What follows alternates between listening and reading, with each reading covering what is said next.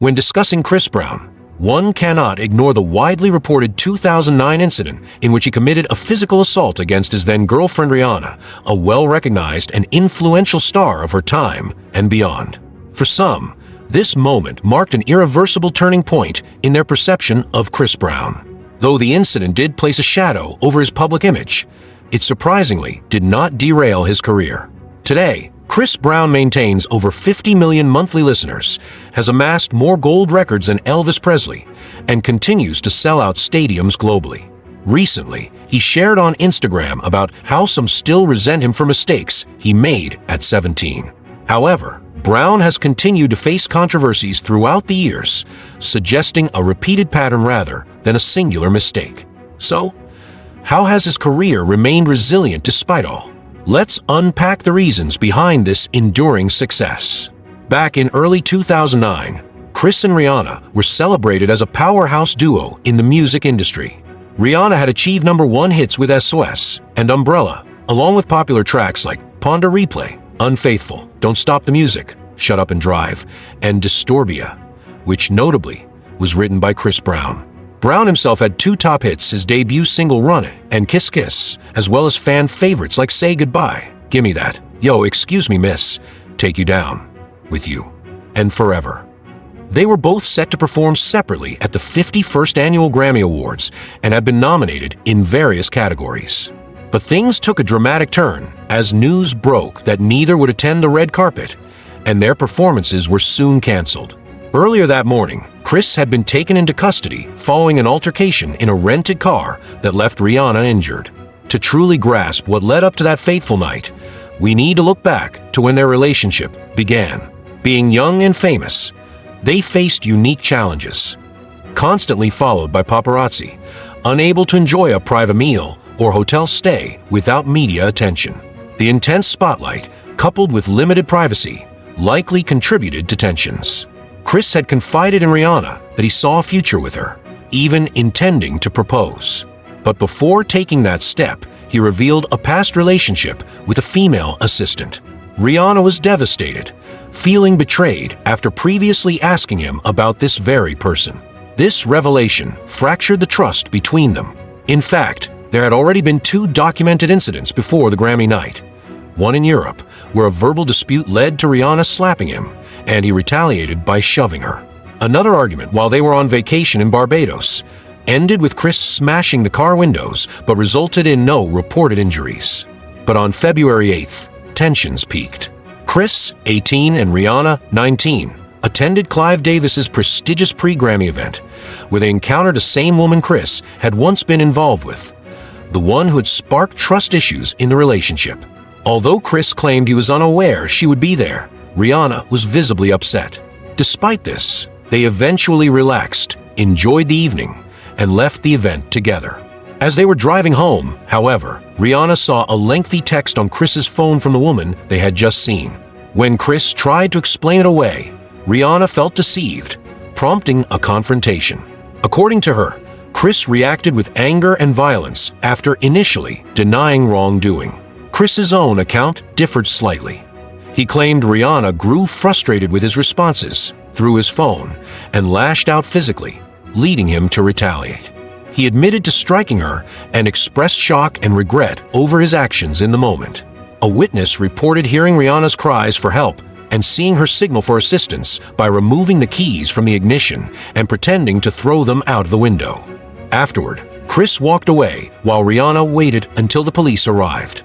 Following the Grammy no-show, the media quickly reported the incident, and TMZ later released a photograph showing Rihanna's injuries. The image, allegedly leaked by a police department employee, only intensified the public backlash. Chris eventually surrendered to authorities and faced charges related to the assault.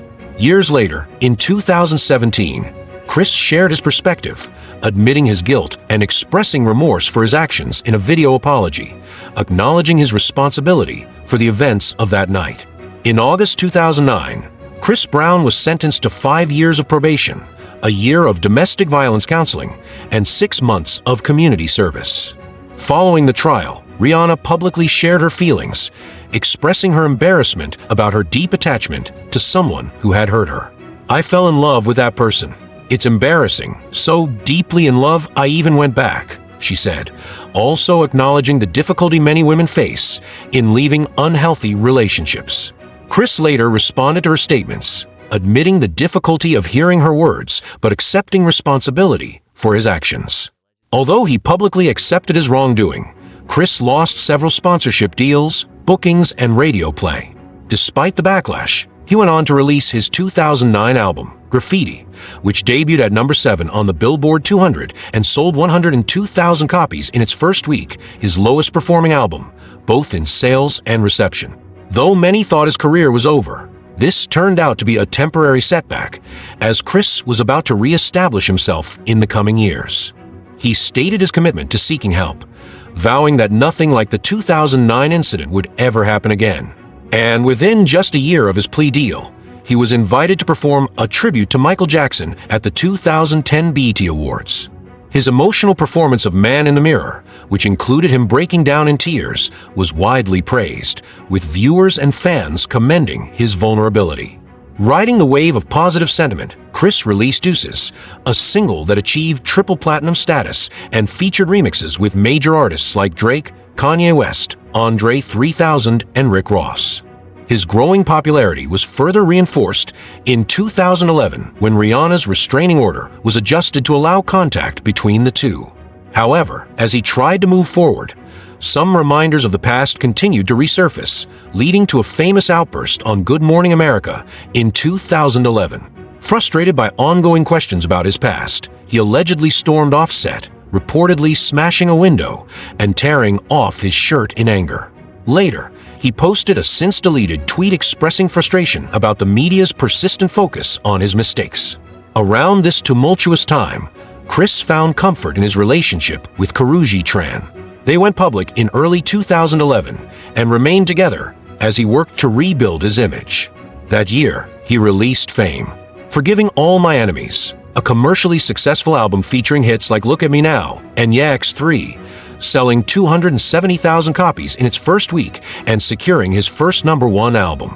In 2012, he followed with Fortune, which also debuted at #1, demonstrating that his fans and the industry were willing to separate the artist's music from his past troubles.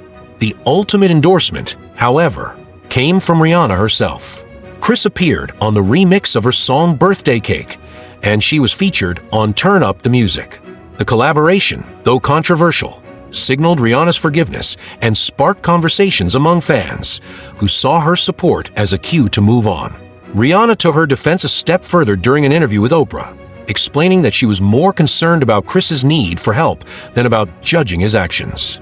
Though this reunion didn't last, as Chris and Karrueche eventually parted ways, Chris's public image saw renewed support. Despite a series of incidents, including a 2013 altercation with Frank Ocean, who declined to press charges, and another assault charge in Washington, D.C., Chris managed to maintain a thriving career.